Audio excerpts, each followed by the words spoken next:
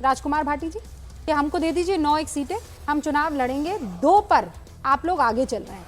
आप ये मानते हैं कि गठबंधन का धर्म अगर कांग्रेस ने सही से निभाया होता तो यहाँ 63 से 9 और आगे हो जाते, 72 तो हो ही जाते। राजकुमार, 2 विधायक हमारे पिछली बार भी थे और अबू आसिम आजमी के बारे में मैं एक बात कह दूं कि वो जनहित की राजनीति करते हैं और वो महाराष्ट्र में मुस्लिम समाज का प्रतिनिधित्व नहीं करते हैं, वो उत्तर भारतीयों का प्रतिनिधित्व करते हैं। वो उत्तर भारतीयों के नेता हैं। तमाम बिहार और उत्तर प्रदेश के लोग उन्हें अपना नेता मानते हैं और वो उनकी आवाज़ उठाते रहते हैं। और मैं आपकी इस बात से सहमत हूँ कि अगर वहाँ पर समाजवादी पार्टी को औपचारिक रूप से गठबंधन में लिया गया होता तो लाभ मिलता, 2-4 सीटें और बढ़ती गठबंधन की, क्योंकि मुस्लिम वोट जो है वो बढ़ गया है। एआईएमआईएम के 2 कैंडिडेट इस वक्त आगे चल रहे हैं। इम्तियाज जलील है जो इस वक्त आगे चल रहे हैं और एक और सोलापुर सिटी सेंटर से वो आगे चल रहे हैं इस वक्त, और एक और एआईएमआईएम के कैंडिडेट है जो आगे चल रहे हैं। अबू आसिम काजमी जो है वो आगे चल रहे हैं। इसका मतलब ये जो वोट जिहाद चल रहा था उसकी तोड़ को निकाल लिया। तो ये तो यही शायद बीजेपी की स्ट्रेटेजी थी, मुस्लिम वोटों का बंटवारा, ऑपोजिशन के वोटों का बंटवारा, यही बीजेपी की स्ट्रेटेजी। इसीलिए बटेंगे कटेंगे का नारा, वाहियात नारा कहा था नवाब मलिक ने। मैं उनसे बात करने गया था, उन्होंने कहा बहुत ही वाहियात नारा है। शिवाजी पार्क की प्रधानमंत्री नरेंद्र मोदी की रैली में नवाब मलिक ने गए थे, वो कह रहे थे चुनावों के बाद देखा जाएगा क्या होगा क्या नहीं होगा, क्या सियासी ऊंट किस करवट बैठेगा। प्रेम शुक्ला जी इस वक्त हमारे साथ जो है, अच्छा ये विक्ट्री वही तस्वीर आ गई है,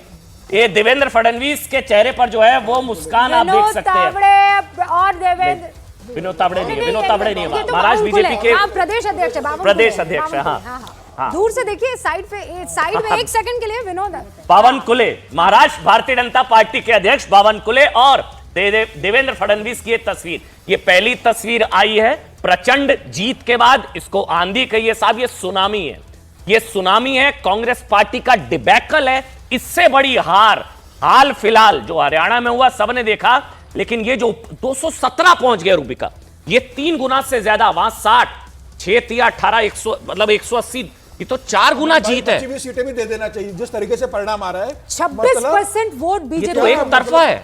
13% शिवसेना, 26 बीजेपी, 13 शिवसेना। पूरे महाराष्ट्र की राजनीति में ऐसा परिणाम इतिहास रचा है भारतीय जनता पार्टी ने। 11% जो है वो एनसीपी के पास गया है। ये इस वक्त का आंकड़ा मैं बता रही हूँ। 25% बीजेपी को वोट पड़ा है यहाँ पर, और 11% जो है वो एनसीपी को, और 13% शिवसेना को वोट पड़ा है। इस वक्त ये आंकड़े जो है लगभग, अगर आप तीनों को मिला लीजिए, 50% वोट जो है वो महायुति के पार्टनर्स को मिल गया है। 50% वोट यहाँ क्या काम कर गया है।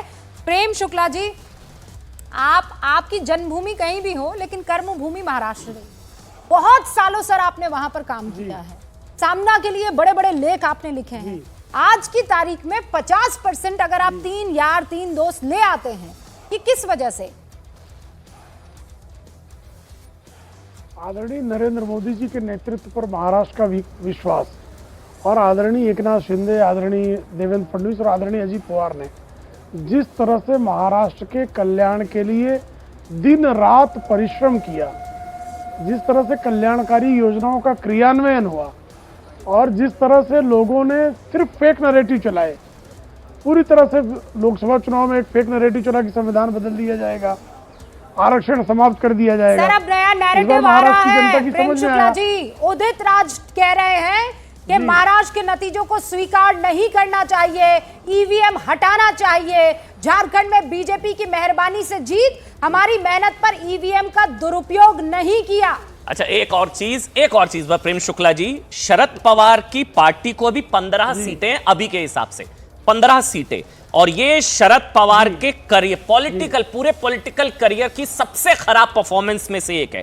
11.6 जो he has a strike rate of just 11.6 इन, मतलब यहां पर 2024 में अभी सिर्फ 11.5% का स्ट्राइक रेट शरद पवार का। मैं दोबारा से रिपीट कर रहा हूं, शरद पवार के राजनीतिक जीवन की सबसे खराब परफॉर्मेंस। नंबर 1, नंबर 2, सिर्फ 15 सीटों पर शरद पवार की पार्टी अभी के हिसाब से आगे।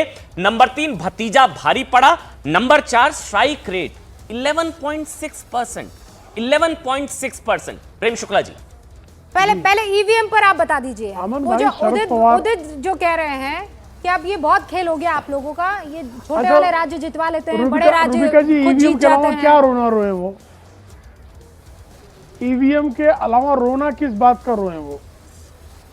उनके पास है, हमने पहले भी आपसे कह रहा था जब आपकी अलग अलग बहसों में आ रहा था, तो मैं आपसे यही कह रहा था कि 23 नवंबर को 11 बजे के बाद ईवीएम का रोना शुरू करेंगे।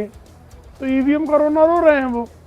आत्मावलोकन करने का दम उसी व्यक्ति में हो सकता है जिसका चारित्रिक उन्नयन हो, जिसका चारित्रिक पतन हो चुका हो। राजनीतिक चरित्र की मैं बात कर रहा हूँ, जिसका राजनीतिक चरित्र जो है वो गर्त में गिरा पड़ा हो, वो आत्मावलोकन करने की हिम्मत नहीं बटोर नहीं, पाता। पर आप संजय राउत के तो कांग्रेस बहुत करीब अपनी भी रहे हिम्मत हैं नहीं ना बटोर पा रही। प्रेम शुक्ला जी, रहे हैं ना आपके हाँ, दोस्त मित्र हैं भी मेरे बहुत- संजय राउत। वो जिस संजय तरीके राउत की मेरे मित्र हैं। हाँ, है ना, वो जिस तरीके की बातें कर रहे हैं, आपने सुना उनको? जी जी, तो कह रहे हैं दोबारा देखिए, चुनाव बहकी होना चाहिए बहकी बैलेट बातें पेपर से। पराजय की बात कर होनी थी। श्रीमान संजय राउत जो हैं 2014 से लगातार बहकी बहकी बातें कर रहे हैं, और उन बहकी बहकी बातों का ही परिणाम है कि आज हिंदू हृदय सम्राट कहने में भी श्रीमान उद्धव ठाकरे को, बाला साहब ठाकरे के लिए, जो महाराष्ट्र का जन जन बच्चा बच्चा जिन हिंदू हृदय सम्राट के नाम से बाला साहब ठाकरे को जानता था, वह हिंदू हृदय सम्राट शब्द भी उद्धव ठाकरे, आदित्य ठाकरे, संजय राउत अपनी जुबान पर लाने से डरते हैं। एक चीज है प्रेम शुक्ला जी, ऐसा झारखंड को लेकर चारित्रिक एक और चीज ऐसा क्लैरिफाई यहाँ पर वैचारिक बताना पतन जो जरूरी हुआ, है। उसका परिणाम तो झारखंड भुगतना में ही भी था। बीजेपी इतना खराब परफॉर्म नहीं कर रही है। झारखंड में भी ध्यान से सुनिएगा, बीजेपी जेएमएम दोनों 28-28 सीटों पर हैं। ये जो नीचे आप देख रहे हैं दरअसल वो सहयोगी दलों की वजह से ये नंबर्स है। आजसू, हाँ, all Jharkhand student union, AJSU सहयोगी दल जो भारतीय जनता पार्टी का है, वो बहुत खराब परफॉर्म कर रहे हैं, क्योंकि बीजेपी और झारखंड मुक्ति मोर्चा दोनों की 28-28 सीटें हैं, दोनों की 28-28। तो बीजेपी झारखंड में बहुत खराब नहीं कर रही है, नंबर एक।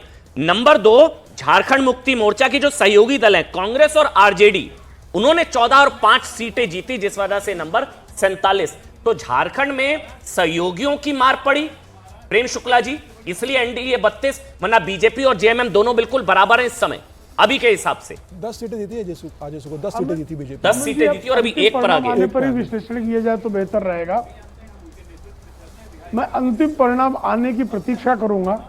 अपने सहयोगियों पर किसी प्रकार की टिप्पणी करने से पहले अंतिम परिणाम आने की प्रतीक्षा करूंगा। ऑलराइट सर, अब मैं जरा दर्शकों को बड़ी खबर एक बार बता देना चाहती हूँ। 11:48 हो रहे हैं। टैली को देख लीजिए, अब तक 6-7 राउंड की काउंटिंग हो चुकी है। महाराष्ट्र में मोदी मैजिक चल गया है, महाराष्ट्र में देवेंद्र फडणवीस का जादू चल गया है, महाराष्ट्र में शिंदे की मेहनत चल गई है, महाराष्ट्र में अजीत पवार का नैरेटिव चल गया है।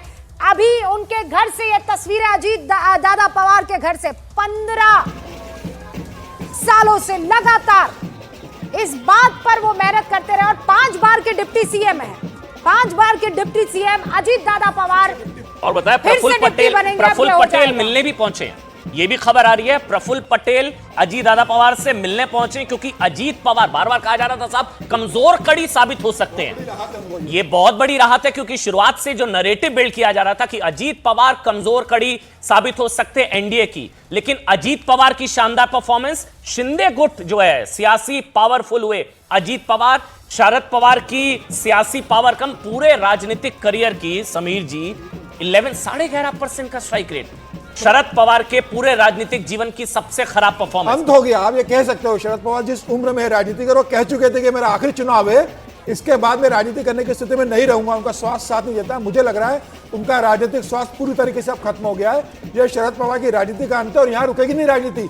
इस परिणाम के बाद दोनों पार्टियों में बड़ी टूट होगी, शिवसेना के अंदर उद्धव ठाकरे में और शरद पवार की पार्टी में बड़ी टूट होगी, और बड़े विधायक यहाँ से शिफ्ट होंगे। आप तय मान के चलना, जिनकी